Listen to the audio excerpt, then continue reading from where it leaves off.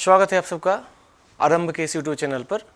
आज हम सब फिर एक बार मिले हैं और इस चैनल के माध्यम से, और आज का हमारा जो सेशन है वह हिस्ट्री से जुड़ा ही होगा। जैसा कि आपको पता ही है, PYQ की इस सेशन में आज ये प्रीवियस ईयर क्वेश्चन का हम फिर से एनालिसिस लेकर आए हैं। पिछला वीडियो जो गया है वो शायद उम्मीद करता हूँ आप लोगों को ज़्यादा अच्छे से समझ में आया होगा। यदि उसमें कुछ डाउट्स हों तो आप बेहिचक बिना किसी झिझक के है ना कमेंट्स करो, और मैं कोशिश करूंगा कि नेक्स्ट वीडियो में उसका सॉल्यूशन दे पाऊँ। ठीक है, तो आज के इस सेशन में आप सबका फिर से स्वागत करता हूं मैं। आइए अपने पहले क्वेश्चन से सेशन की शुरुआत करें। पहला जो क्वेश्चन बनता है हमारा वो कहता है क्या कि थोड़ा पेन कलर चेंज कर लेने दीजिए। 6ठी शताब्दी ईसा पूर्व के 16 महाजनपदों के विषय में निम्नलिखित में से किस बौद्ध ग्रंथ में सूचना मिलती है? ध्यान से पढ़ेंगे तो 6th सेंचुरी में जो 16 महाजनपद थे भारत में, उस 16 महाजनपदों के बारे में जानकारी किस बौद्धिस्ट टेक्स्ट से मिलती है? दीर्घ निकाय से, त्रिपिटक से, अंगुतर निकाय से या दीपवंश से? तो हमने पढ़ा है ना कि दो पुस्तक जिससे हमको 16 महाजनपदों के बारे में जानकारी मिलती है वह एक है कि कौन सा? अंगुतर निकाय, और दूसरा है भगवती सूत्र। एक है अंगुतर निकाय, दूसरा है क्या? भगवती सूत्र। लेकिन फर्क क्या है इस दोनों में कि हमने यहाँ क्या पूछा है क्वेश्चन में, अपने आपसे पूछा गया क्या है कि बौद्ध ग्रंथ, और जो अंगुतर निकाय है ये बौद्ध ग्रंथ है, लेकिन जो ये भगवती सूत्र है ये कौन सा ग्रंथ है? जैन ग्रंथ है। तो कभी कभी यहाँ तो नहीं दिया है खैर, लेकिन कभी कभी एग्जामिनेशन में क्या होता है कि दे देगा ऐसे ही कि 6ठी शताब्दी ईसा पूर्व के 16 महाजनपदों के विषय में निम्नलिखित में से किस बौद्ध ग्रंथ में सूचना मिलती है, और करेगा क्या? आपसे ट्रिक लगा देगा यहाँ पर कि यहाँ पे दे देगा भगवती सूत्र और यहाँ दे देगा अंगुतर निकाय, और सी नंबर जो आंसर ऑप्शन देगा वो क्या कर देगा? A and B both, A and B both, मतलब ए और बी दोनों। अब आपने तो बचपन से हम लोगों ने पढ़ा है कि भगवती सूत्र, अंगुतर निकाय, ए भी दिखेगा, फटाक से मार देंगे। क्योंकि क्वेश्चन पढ़ने के बाद हम ये भूल जाते हैं ना कि यहाँ सिर्फ बौद्ध ग्रंथ मेंशन है, तो इस बात को पार्टिकुलरली मैं बोल रहा हूँ ना कि खास तरीके से इसको ध्यान रखेंगे। ठीक है, तो हमारा आंसर क्या हो जाएगा? अंगुतर निकाय अकॉर्डिंग टू दिस क्वेश्चन। ठीक है, अपने अगले क्वेश्चन की तरफ बढ़े। नंद वंश के पश्चात मगध पर किस राजवंश ने शासन किया? नंद वंश के बाद मगध पर किस राजवंश ने क्या किया? शासन किया। तो मैं आपको थोड़ा सा एक टाइमलाइन बता दूं, पूरा एक सीरीज आप याद रखेंगे। मगध पर सबसे पहला जो वंश है जो हम लोग को पढ़ना है वह है हर्यक वंश। दूसरा कौन सा है? शिशुनाग वंश। तीसरा हो जाएगा आपको नंद वंश। चौथा हो जाएगा मौर्य वंश, है ना। पांचवा हो जाएगा शुंग वंश, और नेक्स्ट हो जाएगा कर्ण वंश। ये इंपॉर्टेंट है, इसको याद रखेंगे। हर्यक वंश आपको पता है बिंबिसार, शिशुनाग वंश शिशुनाग, नंद वंश महापद्मनंद, मौर्य वंश चंद्रगुप्त मौर्य, शुंग वंश का पुष्यमित्र शुंग, और कण्व का वासुदेव। ये सब फाउंडर हैं इसके। तो नंद वंश के पश्चात मगध पर किस राजवंश ने शासन किया? तो नंद वंश के बाद मगध पर किस राजवंश ने शासन किया? तो है कौन? मौर्य, जिसकी स्थापना 322 ईसा पूर्व BCE में कौन करता है? चंद्रगुप्त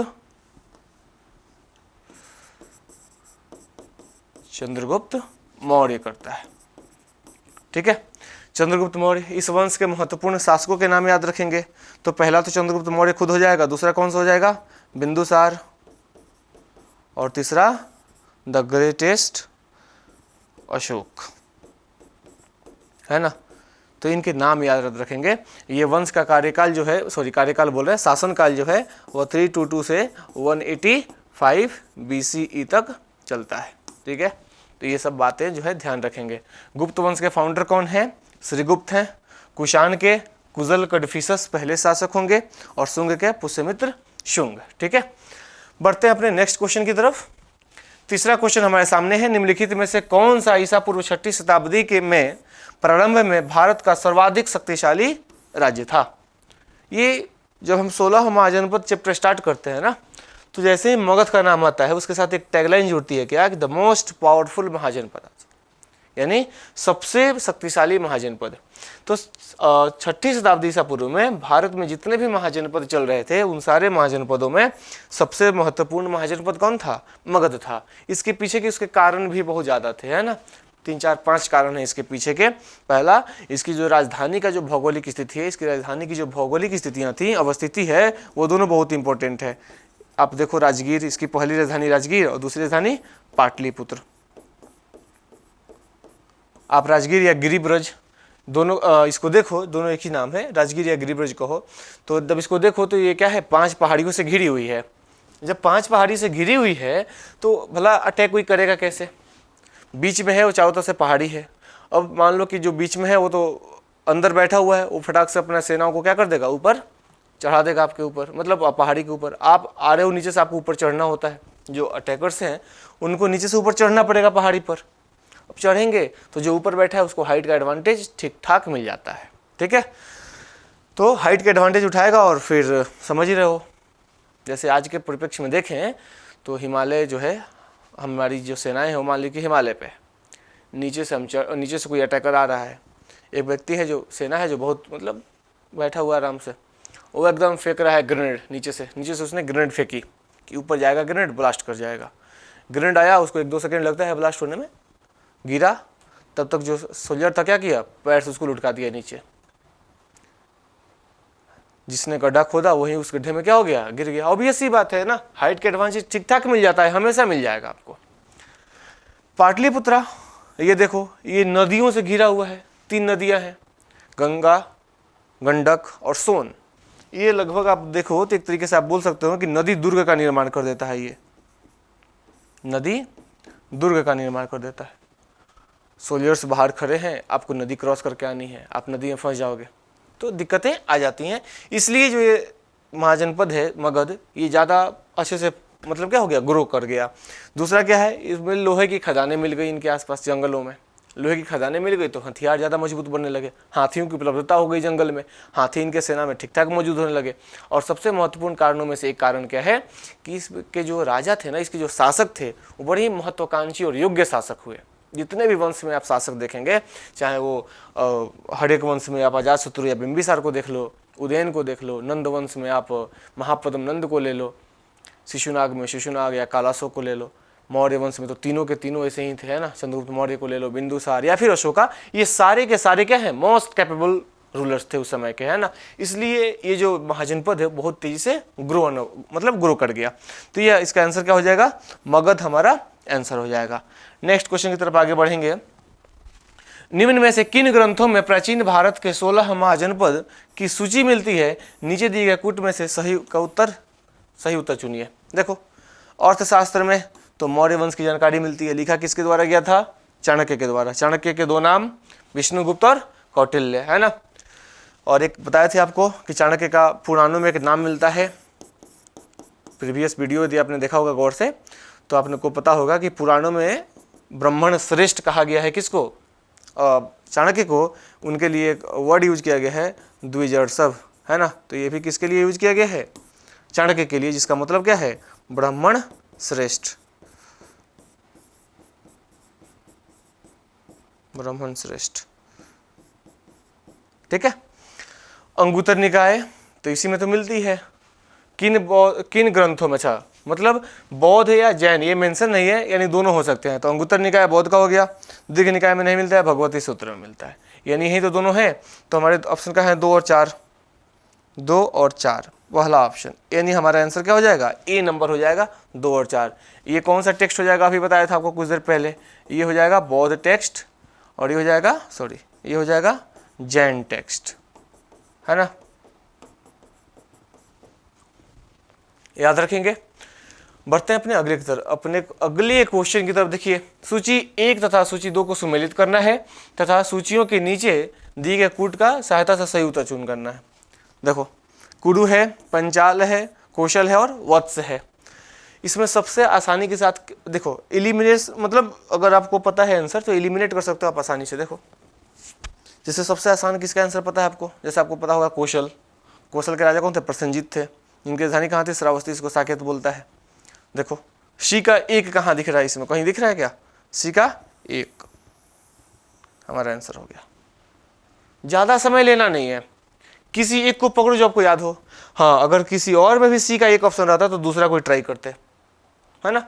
तो जो आपको याद हो तुरंत उसको पकड़ो, उसके अकॉर्डिंग बैठा दो। अब एक बार मिला लो शुरू से। कुरु, इंद्रप्रस्थ, कुरु की राजधानी इंद्रप्रस्थ, है ना। पंचाल, पंचाल का कहा अहिछत्रक, कौशल, साकेत और वत्स, कौशाम्बी। ठीक है, तो इस प्रकार से आप इसको देख सकते हो। हमारा आंसर क्या हो जाएगा यहाँ पर? बी नंबर हमारा आंसर, और इसका ऑप्शन सही हो जाएगा और हमारा आंसर बी हो जाएगा। 6 नंबर क्वेश्चन, 6ठी शताब्दी ईसा पूर्व का मत्स्य महाजनपद स्थित है पश्चिमी उत्तर प्रदेश में, बुंदेलखंड में, राजस्थान में, रुहेलखंड में। कहाँ स्थित है? राजस्थान में। ठीक है, नेक्स्ट क्वेश्चन, निम्न में से कौन सा युग्म उपयुक्त जोड़ी है? उपयुक्त जोड़ी है, ये उपयुक्त नहीं है। स्कंदगुप्त मौर्य के थे, ये भी उपयुक्त नहीं है। बिंदुसार शाक्य के थे, ये भी उपयुक्त नहीं है। चेटक लिच्छवी, लिच्छवी नरेश चेटक, जिसकी पुत्री छेलेना से किसकी शादी होगी?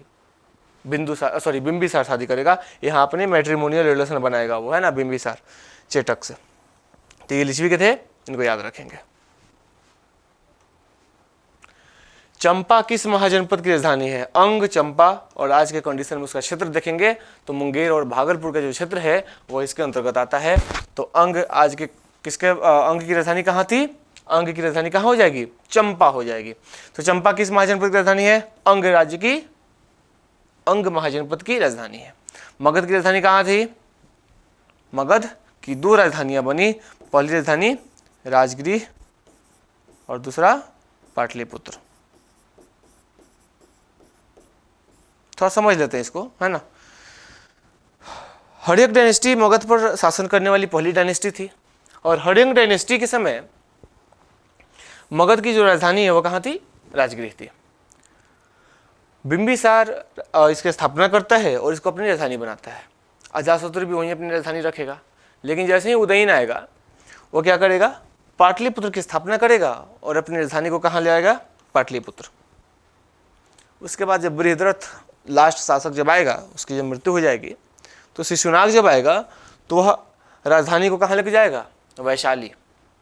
लेकिन जैसे ही उसकी मृत्यु होगी, उसका पुत्र कालाशोक आएगा, वह पुनः राजधानी को लेकर कहाँ जाएगा? पाटलिपुत्र। और उसके बाद से कंटिन्यू मगध की राजधानी कहाँ तक रह जाएगी? अशोक के समय तक, उसके बाद तक भी कहाँ रह जाएगी? पाटलिपुत्र रह जाएगी। वज्जीसंघ, वैशाली, कौशल, श्रावस्ती। ठीक है, कौशल के ही राजा थे प्रसेनजित, और कौशल की राजधानी श्रावस्ती में ही महात्मा बुद्ध का सर्वाधिक समय बीता है। ठीक है, महात्मा बुद्ध ने अपने सर्वाधिक समय कहाँ बिताए हैं? कौशल में ही बिताए हैं, कौशल की राजधानी श्रावस्ती में बिताए हैं। ये फैक्ट्स हैं, कुछ याद रखेंगे इसको। भारत के प्राचीनतम प्राप्त सिक्के चांदी के सिक्के थे, कहाँ है? रंग चांदी, यहाँ पे देखो। भारत के प्राचीनतम प्राप्त सिक्के किसके थे? चांदी के सिक्के थे। ठीक है, ये फैक्ट्स एग्जाम में कभी कभी डायरेक्टली फैक्ट्स से क्वेश्चन रुक जाते हैं, है ना। तो जो छोटे छोटे फैक्ट्स होते हैं ना, जो जिसको आप सोचते हो कि ये तो नहीं आ सकता, कभी कभी वो भी आ जाते हैं, उनको भी याद रखेंगे। अच्छा, ये चांदी के सिक्के आए तो ये क्वेश्चन आपसे बनता है कि भारत में चांदी के प्राचीनतम प्रमाण कहाँ से प्राप्त होते हैं? ये भी क्वेश्चन बन सकता है ना। भारत में चांदी के प्राचीनतम प्रमाण कहाँ से प्राप्त होता है? ये क्वेश्चन कमेंट सेक्शन में इसका आंसर देना है आपको। भारत में चांदी के प्राचीनतम प्रमाण कहाँ से प्राप्त होते हैं, इसका आपको आंसर देना है कमेंट बॉक्स में, है ना।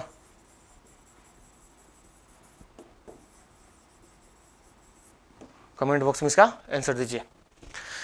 खैर, उज्जैन का प्राचीन काल में नाम क्या था? अवंतिका, उज्जैनी। ठीक है, तो राजधानी का इसकी प्राचीनतम नाम क्या थी? अवंती। उज्जैन का प्राचीनतम नाम अवंतिका था। हमारा आंसर क्या हो जाएगा? सी हो जाएगा। यहाँ पे बी ऑप्शन है, थोड़ा उलट पुलट हो गया, यहाँ ए बी है, यहाँ सी और डी है।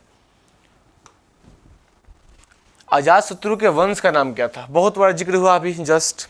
हर्यंक डायनेस्टी का फाउंडर बिंबिसार, उसका पुत्र का नाम क्या था? अजातशत्रु, जिसने अपने पिता की हत्या करके गद्दी प्राप्त किया था।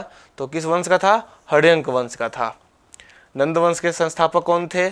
महापद्म नंद, जो एक राट की उपाधि धारण करेगा। भारत का पहला सम्राट भी कहलाता है ये। शुंग, पुष्यमित्र शुंग इसके फाउंडर हैं। हर्यंक के बिंबिसार फाउंडर हैं। गुप्त के श्रीगुप्त फाउंडर हैं। लेकिन वास्तविक संस्थापक की जब बात करेगा तो वास्तविक संस्थापक कौन हो जाएंगे? कल ही के वीडियो में मैंने बताया है कि वास्तविक संस्थापक कौन हो जाएगा?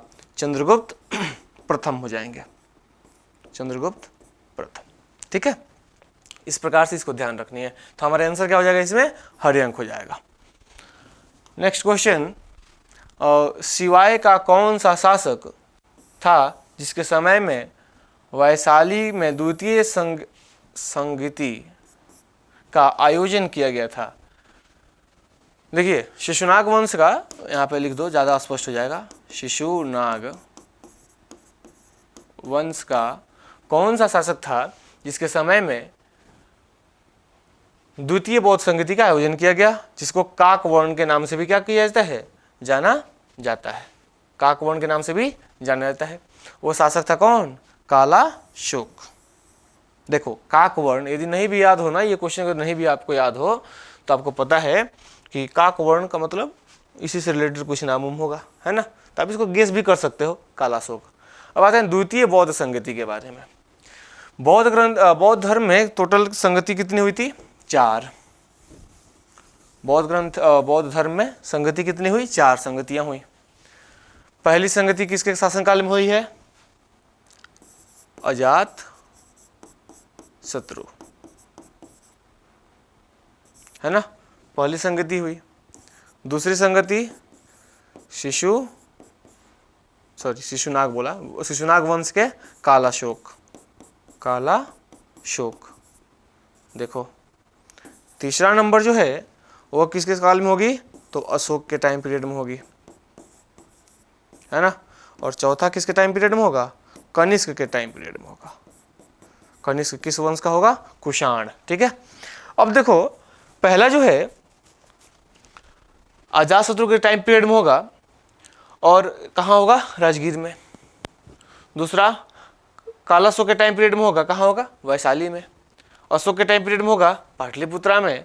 और कनिष्क के टाइम पीरियड में होगा कश्मीर के कुंडलवन में। अगर याद नहीं भी रहे तो ध्यान रखेंगे, अशोक नाम याद रखेंगे। अशोक का तो नाम ऐसे भी याद रहता है। नीचे का जो 3 है, ऊपर 2, 3, 4 ये सब अशोक वाले हैं। मतलब इसमें कहीं ना कहीं अशोक का नाम आपको मिल जाएगा। देखो, इसमें कालाशोक तो अशोक मिल गया, ये तो खुद अशोक है ही। और कनिष्क को द्वितीय अशोक कहते हैं, ये बात याद रखेंगे। कनिष्क को क्या बोलते हैं हम? द्वितीय अशोक बोलते हैं। इसलिए अशोक नाम बहुत इंपॉर्टेंट हो जाएगा। एक अजातशत्रु और बाकी 3 में अशोक का अंश देखने को मिल जाएगा। एक तो खुद अशोक है और बाकी 2 में अशोक दिख जाएंगे आपको। तो ये याद करने के लिए आप बना सकते हो माइंड में, है ना? तो 4 बौद्ध संगतियां हुई। और ये द्वितीय बौद्ध संगति है, इसकी अध्यक्षता किसने करी थी? साबाकामी ने करी थी। इसकी अध्यक्षता किसने करी थी? साबाकामी। ठीक है, इसके मोगालीपुत्र तेज वसुमित्र और क्या हो जाएंगे? इसके 2 थे ना। चौथे बौद्ध संगति में वसुमित्र और देखो चतुर्थ बौद्ध संगति।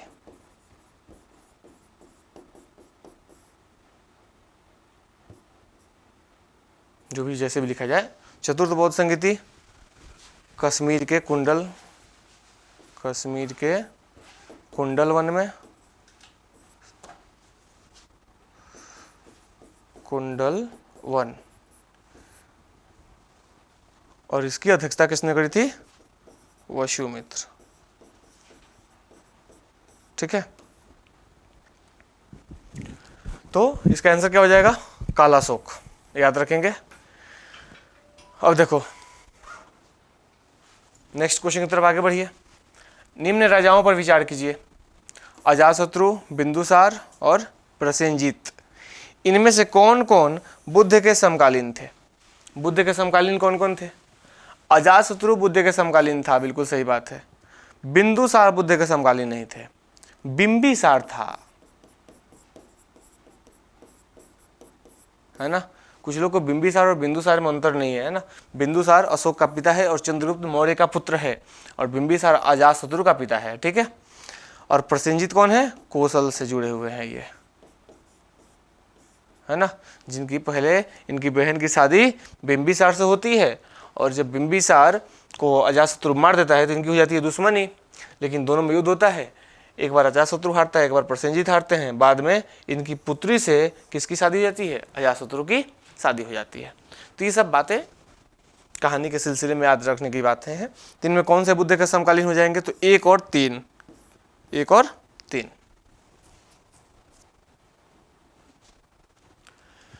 14 नंबर क्वेश्चन बनता है आपके सामने कि पाटलिपुत्र के संस्थापक कौन थे।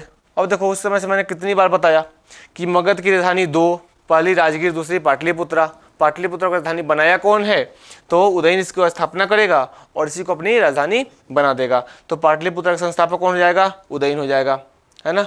अशोक जो है ना वह श्रीनगर की स्थापना करता है, कश्मीर में जो श्रीनगर है उसकी क्या करता है, स्थापना करता है।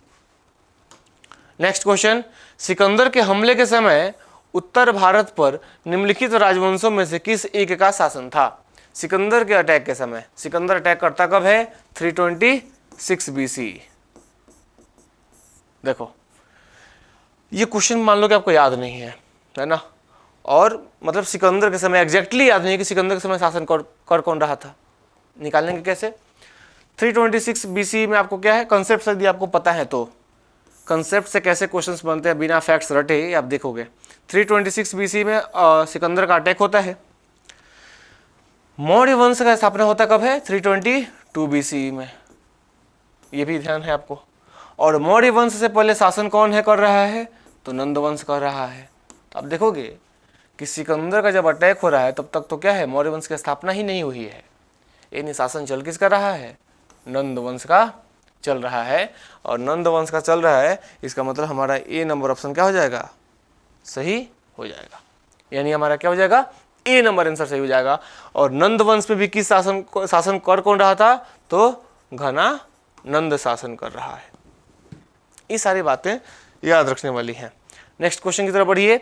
ईसा पूर्व 6ठी सदी में विश्व की प्रथम गणतंत्रात्मक व्यवस्था कहाँ थी, वैशाली में थी। जब भी 26 जनवरी मनाते हैं तो एक ना एक बार इस जगह का जिक्र जरूर हो जाता है हमारे स्पीच में, या फिर जो लोग भी सुनते हैं उनमें, कि बिहार ही वह जगह है, बिहार ही वह राज्य है जिसने सबसे पहले विश्व को गणतंत्रात्मक व्यवस्था का परिचय दिया। गणतंत्रात्मक व्यवस्था होती क्या है, इसकी डेफिनेशन, इसका एग्जीक्यूशन, इसकी प्लानिंग, ये वैशाली में सबसे पहली दिखाई देती है। ठीक है, तो कहीं नहीं दिखेगी, सिर्फ कहाँ दिखेगी, वैशाली में। नेक्स्ट क्वेश्चन, निम्न मगध राजवंशों को काल क्रमानुसार व्यवस्थित कीजिए। अभी तो मैंने लिखा भी था इसका। सबसे पहले हर्यक वंश एक पर, उसके बाद आएगा शिशुनाग वंश। शिशुनाग वंश का ऑप्शन नहीं है, ठीक है। उसके बाद आएगा नंद वंश, यानी ये दूसरा नंबर। नंद वंश के बाद मौर्य वंश, ये तीसरा नंबर।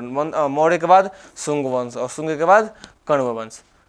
देखो हर्यक, शिशुनाग, है ना, शिशुनाग के बाद नंद, नंद के बाद मौर्य, मौर्य के बाद शुंग, और शुंग के बाद कण्व आएंगे। ठीक है, 4 1 2, 4 1 3 2, 4 1 3 2, यानी हमारे बी नंबर आंसर क्या हो गए, बिल्कुल करेक्ट हो गए। नंद वंश का संस्थापक महापद्म नंद, मौर्य वंश का चंद्रगुप्त मौर्य, शुंग वंश का पुष्यमित्र शुंग, और हर्यक डायनेस्टी का बिंबिसार।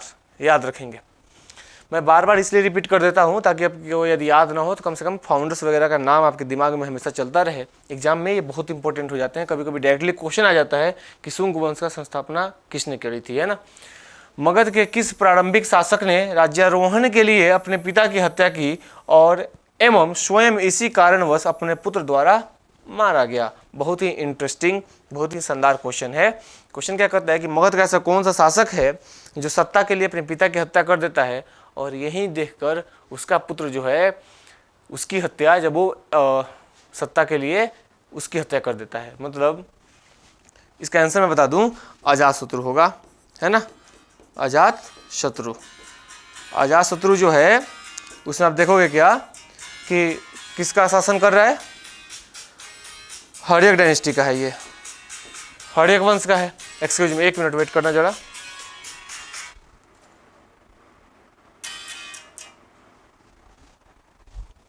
यहाँ देखो, अजातशत्रु जो है वह हर्यक वंश से है और इसके पिताजी जो थे बिंबिसार वह शासन कर रहे हैं। ठीक है, अब बिंबिसार का जो शासनकाल है वो कुछ ज़्यादा लंबा चला गया, तो अजातशत्रु क्या करता है, बिंबिसार को मार देता है और खुद शासक बन जाता है। यही देखकर इसका पुत्र उदयीन है ना, उदयीन जो है वह क्या करता है, अपने पिता की, जब ये चूंकि एक तो इसके पिताजी ने बहुत लेट से इसको गद्दी दी और ऊपर से ये भी ज़्यादा लेट कर रहा था, उदयीन को बेचारा जल्दी था शासक बनने का। ये बोला कि यदि ये तुम मार सकते हो अपने पिता को तो मैं भी तो तुमको मार सकता हूँ, जैसी करनी वैसी बढ़नी, है ना, जैसा आपने किया वैसा आपको मिला। तो उदयीन क्या करता है, अजातशत्रु की हत्या कर देता है। ठीक है, तो अजातशत्रु एक ऐसा शासक है जो अपने पिता की हत्या करके गद्दी पर बैठा और अपने पुत्र के द्वारा सत्ता के लिए क्या कर दिया गया, मार दिया गया। नेक्स्ट क्वेश्चन, 6वीं शताब्दी ईसा पूर्व में सुक्तिमती राजधानी थी, है ना, चेदी की राजधानी थी। चेदी महाजनपद की जो राजधानी है वो कौन थी, शक्तिमती। पांचाल का अहिच्छत्रक, कुरु का इंद्रप्रस्थ, अवंती का उज्जैनी। ठीक है, इस प्रकार से आप देखोगे कि पंचाल का अहिच्छत्र, कुरु की इंद्रप्रस्थ, अवंती की उज्जैनी, चेदी की शक्तिमती याद रखेंगे। ठीक है, तो हमारा आंसर क्या हो जाएगा, सी नंबर हमारा करेक्ट आंसर हो जाएगा। अगले क्वेश्चन की तरफ बढ़िए, विश्व का पहला गणतंत्र वैशाली में किसके द्वारा स्थापित किया गया था, लिच्छवी कहीं दिख रहा है क्या आंसर, लिच्छवी, बिल्कुल। क्वेश्चन ऐसे पढ़ो ना कि मतलब जब किसी चैप्टर को आप पढ़ रहे हो ना, जैसे ये तो एमसीक्यू हो रहा है, एमसीक्यू में क्या है कि आपने क्वेश्चन, आपने कंसेप्ट पढ़ के आए हुए हैं और देखो अभी तो हम लोग एमसीक्यू की प्रैक्टिस करा रहे हैं, चूँकि एग्ज़ाम बहुत ही नज़दीक है, बहुत सारे एग्जाम आने वाले हैं, समय समय पर सबका एक स्पेशल बैच भी आ जाएगा आप लोग के लिए।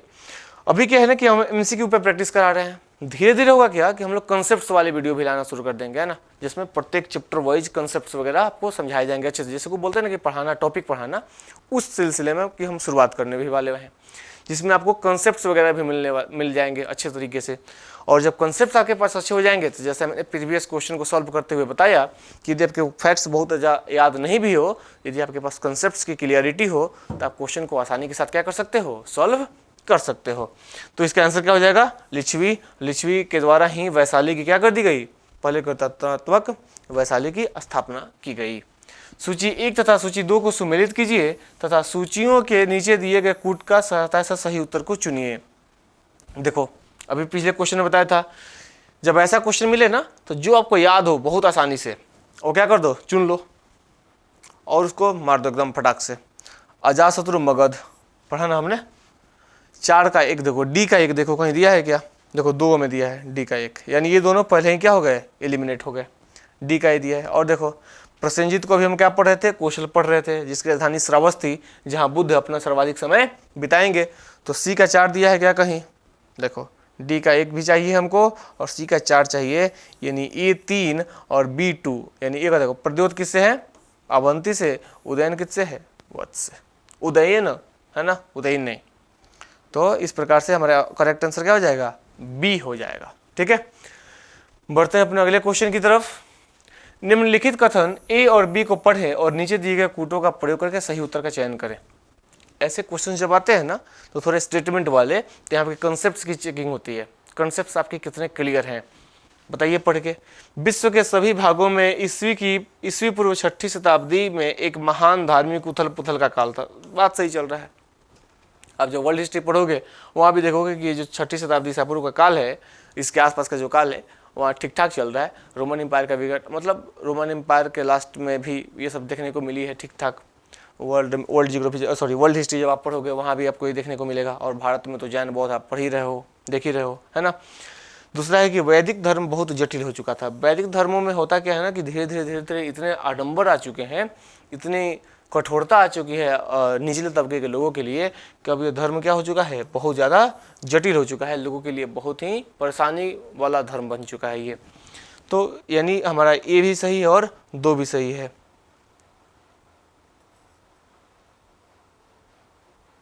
दोनों ए और बी सही है, दोनों यहाँ पे गलत है ना, गलत है, ये ऑप्शन में है, लेकिन हमारा सही है, इसलिए हमारा आंसर क्या हो जाएगा, बी नंबर हो जाएगा। बढ़िए आइए, 16 महाजनपदों के युग में मथुरा इनमें से किसकी राजधानी है? मथुरा किसकी राजधानी थी बताओ? बज्जी की नहीं, काशी की नहीं, वत्स की नहीं, सूरसेन मथुरा।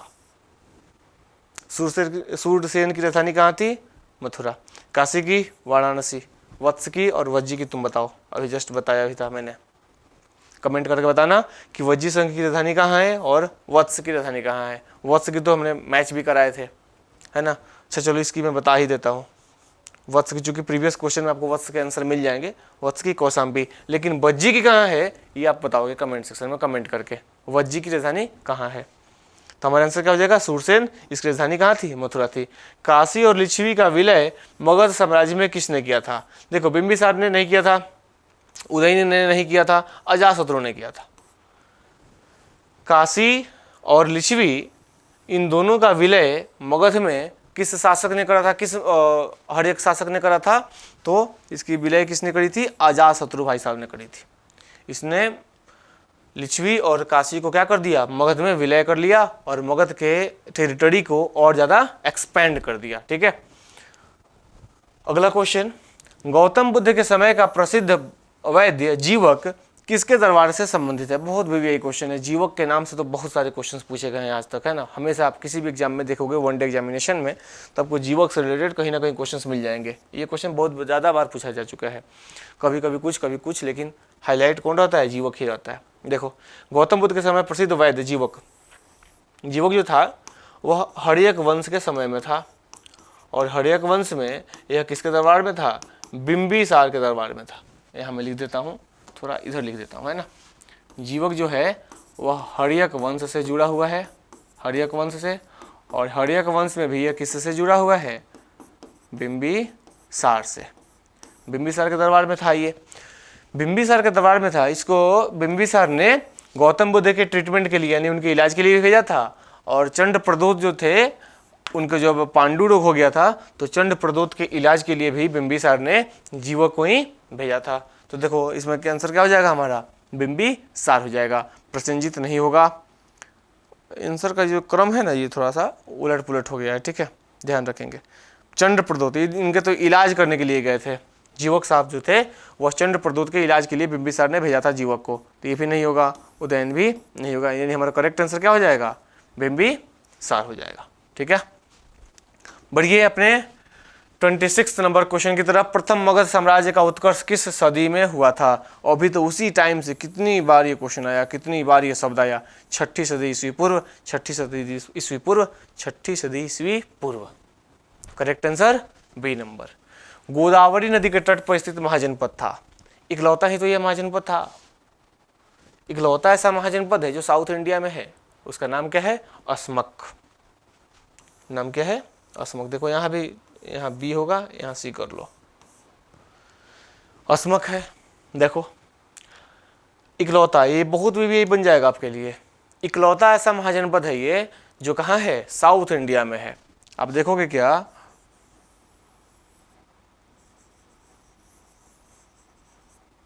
जितने भी महाजनपद देख रहे हो आप, ये सब इस एरिया में आप देखोगे, इधर साइड, है ना। और इकलौता ऐसा महाजनपद है जो गोदावरी के तट पर है इधर। कौन? अस्मक। ठीक है, नेक्स्ट, मगध का कौन सा सम्राट अप्रो परशुराम के नाम से जाना जाता है? अप्रो परशुराम के नाम से नंद वंश का संस्थापक महापद्म अपने आप को जाना, मतलब महापद्म नंद को जाना जाता है। और वो कौन से वंश का संस्थापक है? नंद वंश का संस्थापक है। ये बहुत प्रतापी शासक है। अशोक और चंद्रगुप्त मौर्य के आने के पहले मगध में जितने भी शासक अभी तक हुए थे, उन सब में सबसे ज़्यादा महत्वपूर्ण, सबसे ज़्यादा प्रभावी, सबसे ज़्यादा मतलब पॉपुलर इसको बोलते हैं ना, कि उसको वो शासक था। ये कौन? महापद्म नंद। इसी ने इकराट की उपाधि, अप्रो परशुराम की उपाधि, है ना, धारण करी। और भारत का पहला सम्राट भी, इसको कई इतिहासकार लिखते हैं कि भारत का ये पहला सम्राट है। नेक्स्ट बढ़िए आगे। राजा नंद का उल्लेख किस अभिलेख में मिलता है? खारवेल के हाथी गुम्फा अभिलेख में। खारवेल के हाथी गुम्फा अभिलेख में। अच्छा, बाकी जो 3 अभिलेख है ना, इसमें बताओ कि चंद्रगुप्त का सुदर्शन झील जो था, सुदर्शन झील, उसके बारे में जानकारी इन तीनों में से किस अभिलेख में मिलती है?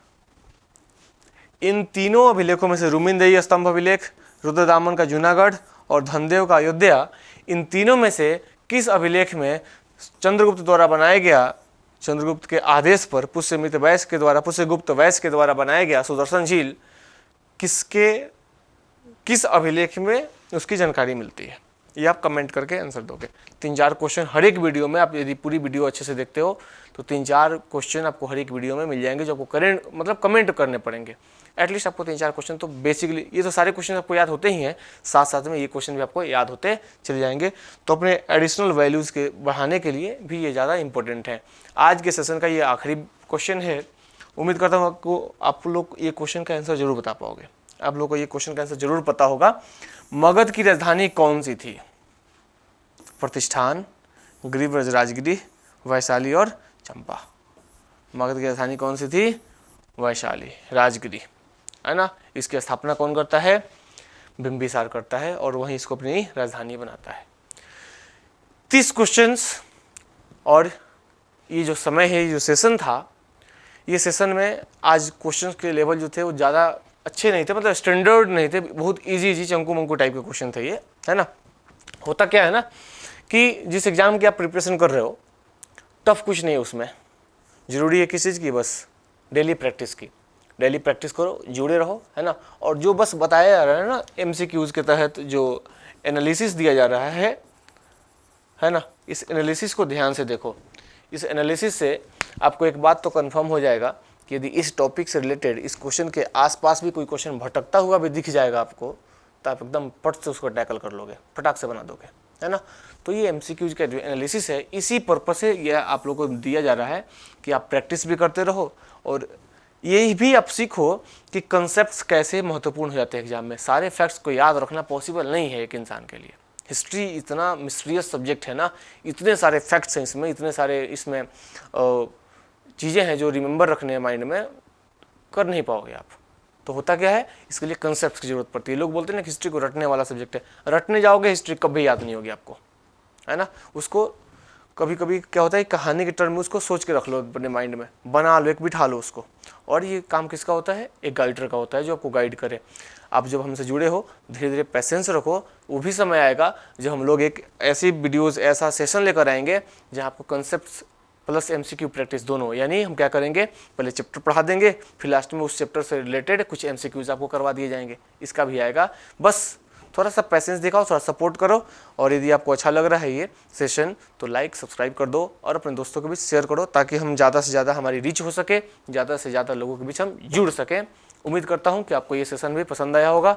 यदि पसंद आया तो ज़रूर से ज़रूर लाइक करें, शेयर करें और सब्सक्राइब बटन को दबाना तो बिल्कुल ना भूलें। ठीक है, धन्यवाद। मिलते हैं फिर नए एपिसोड में।